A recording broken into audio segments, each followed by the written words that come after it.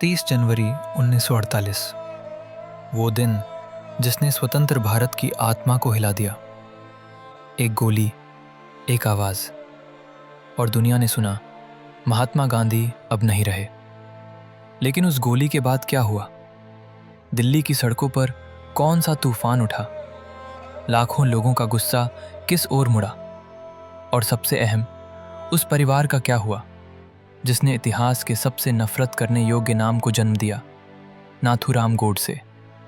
ये कहानी है आज़ाद भारत के उस अंधकारमय अध्याय की जिसके बारे में हम किताबों में कम पढ़ते हैं, लेकिन जो आज भी हमारे समाज की आत्मा में गूंजता है। वो शाम जिसने देश को झकझोर दिया। बिरला हाउस का वो बाग, शांति मंत्रों की आवाज़ और अचानक 3 गोलियां। कुछ ही मिनटों में खबर दिल्ली में फैल गई, गांधी जी पर हमला हुआ है। और थोड़ी देर बाद वे नहीं रहे। हिंदू, मुस्लिम, सिख, हर धर्म के लोगों ने यह खबर सुनी, लेकिन प्रतिक्रियाएं एक सी नहीं थीं।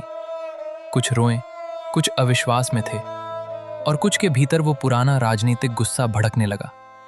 देश पहले ही विभाजन की आग से गुजर चुका था, और यह हत्या उस घाव को फिर से खोलने वाली थी। दिल्ली में शुरू हुआ डर, दहशत और बदले की आंधी। गांधी की हत्या के कुछ ही घंटों में दिल्ली की गलियों में भीड़ उमड़ने लगी। लोग सड़कों पर निकल आए। गुस्सा, सदमा, क्रोध और अफवाहें, सब एक साथ। सबसे पहले निशाना बने वे लोग जिन्हें कट्टर हिंदू संगठन या दाएं पंथी विचारधारा से जोड़ा जाता था। घर घर पर हमले, दुकानों में आगजनी, मारपीट, पूरी दिल्ली अशांत थी। सिर्फ गोडसे नहीं, बल्कि मराठी, ब्राह्मण और सावरकर समर्थक जैसे शब्द भीड़ के क्रोध का लक्ष्य बन गए। कई लोगों ने कहा, गांधी को मारा गया है, जिम्मेदार सारे हिंदू राष्ट्रवादी हैं। जिस संगठन का नाथूराम सदस्य रहा था, उस आरएसएस पर भी आरोपों की बौछार होने लगी। हालांकि बाद में कोर्ट ने इसे साक्ष्यों के अभाव में निर्दोष ठहराया। लेकिन उस समय भीड़ कानून नहीं देखती, सिर्फ भावनाएं देखती हैं। दंगे क्यों भड़के?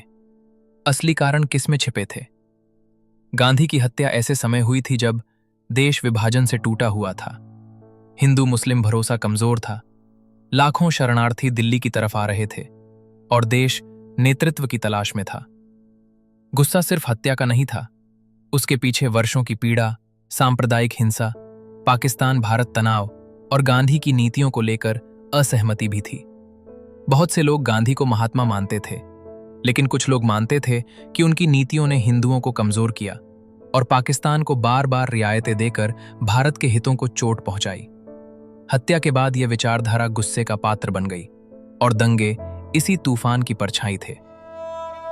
नाथूराम गोडसे का परिवार, एक नाम, हजारों अभिशाप। जब दिल्ली में भीड़ टूट रही थी, पुणे में गोडसे का परिवार घर में बंद था, डरा हुआ, छिपा हुआ, और अपने बेटे की वजह से पूरे समाज का निशाना बना हुआ। महाराष्ट्र के कई हिस्सों में भीड़ ने गोडसे का घर, गोडसे की जाति और गोडसे के रिश्तेदार जैसे लक्ष्यों को ढूंढना शुरू किया। उनके घर पर पथराव हुआ, दुकानें जलाई गईं, कई रिश्तेदारों को गांव छोड़ने पड़े। उनका परिवार अदालत तक भी खुद को बचाने नहीं पहुंच सका, क्योंकि बाहर निकलना जान जोखिम में डालने जैसा था। नाथूराम के छोटे भाई गोपाल गोडसे, जो बाद में रिहा हुए, उन्होंने कई बार कहा कि हमारी सजा अदालत ने नहीं दी, समाज ने दी, बिना सुनवाई, बिना सबूत। वो बताते हैं कि परिवार को वर्षों तक न नौकरी मिली, न सामाजिक सम्मान, और अक्सर लोग सिर्फ गोडसे नाम सुनकर दरवाजे बंद कर देते थे। राजनीति का तूफान, किसे फायदा, कौन निशाने पर? गांधी की हत्या ने तुरंत राजनीतिक समीकरण बदल दिए। कांग्रेस नेतृत्व पहले से ही एकता की अपील कर रहा था, लेकिन हत्या 23 मार्च 1948 को हुई। गोडसे ने उन्हें एक नैतिक ऊंचाई पर पहुंचा दिया। सरदार पटेल ने लगातार शांति बनाए रखने की कोशिश की, लेकिन भीड़ पर नियंत्रण आसान नहीं था। गोडसे और उसके साथियों को गिरफ्तार किया गया, जांच शुरू हुई, मुकदमे चले। देश के एक बड़े हिस्से में यह संदेश फैल गया कि हिंदुत्ववादी हिंसा से भारत को बचाना होगा। और इस एक घटना के बाद दाएं पंथ, हिंदू राष्ट्रवाद और उनसे जुड़े सभी संगठनों पर कड़ी निगरानी लग गई। चाहे वे दोषी हों या नहीं, उन्हें सामूहिक रूप से जिम्मेदार ठहराया गया। गोडसे की स्वीकारोक्ति। एक भाषण जिसे दशकों तक दबाया गया।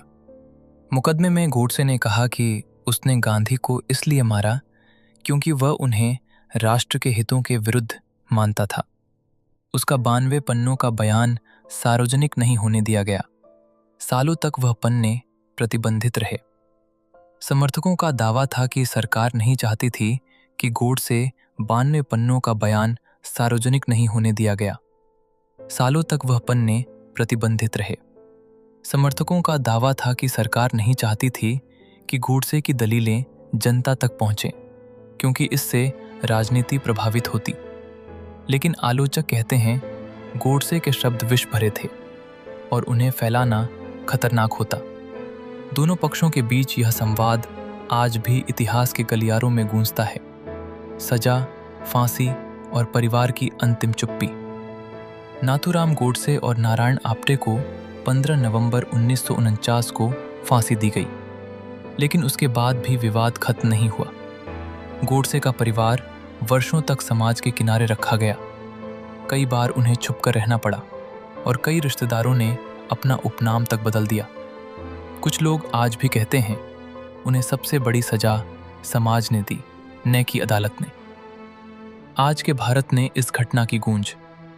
गांधी की हत्या आज भी भारत का सबसे विवादित राजनीतिक अध्याय है। किसी के लिए गांधी राष्ट्रपिता हैं, तो किसी के लिए उनकी नीतियां विवादित रहीं।